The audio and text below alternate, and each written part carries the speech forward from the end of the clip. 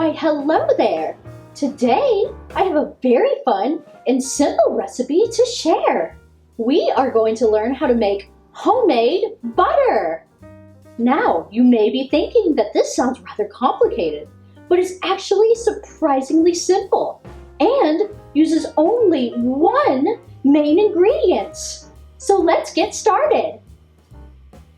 We will begin with 2 cups of heavy whipping cream.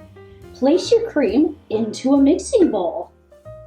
Now, if we have any kitty cats baking with us today, please resist the urge to drink the cream beforehand. I know it's delicious, but you must resist. Now, using an electric mixer, we are going to start to whip the cream beginning at a low speed, then gradually increase to about a medium to medium-high speed. As you mix the cream, you will notice it start to thicken. Eventually, it will start to look like whipped cream, and that's because it is. That's wonderful, but keep going. After 5 to 10 minutes of mixing, you will notice that the cream is beginning to separate. This is what we are looking for. Continue mixing until the mixture is separated into distinct solid and liquid forms. Now, you see all that liquid that is separated out? That's actually buttermilk.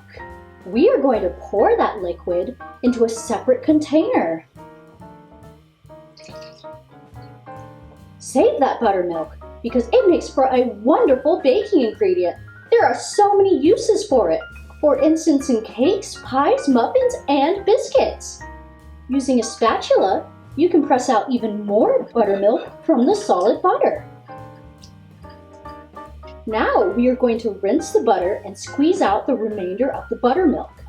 Using ice water, pour a small amount into the bowl with your butter and begin mixing again for a minute or 2. Pour out the liquid that separates and then repeat the process several times until the water begins to run clear. Once the water is running clear, take a spatula and press your butter firmly to squeeze out any excess moisture. If you have a cheesecloth, you can also wrap your butter in that and squeeze out the extra moisture that way. At this point, you can add some flavoring to your butter if you would like. I like to add in just a touch of salt, but feel free to experiment with yours. Well, you come back here, salt. You're going in the bowl.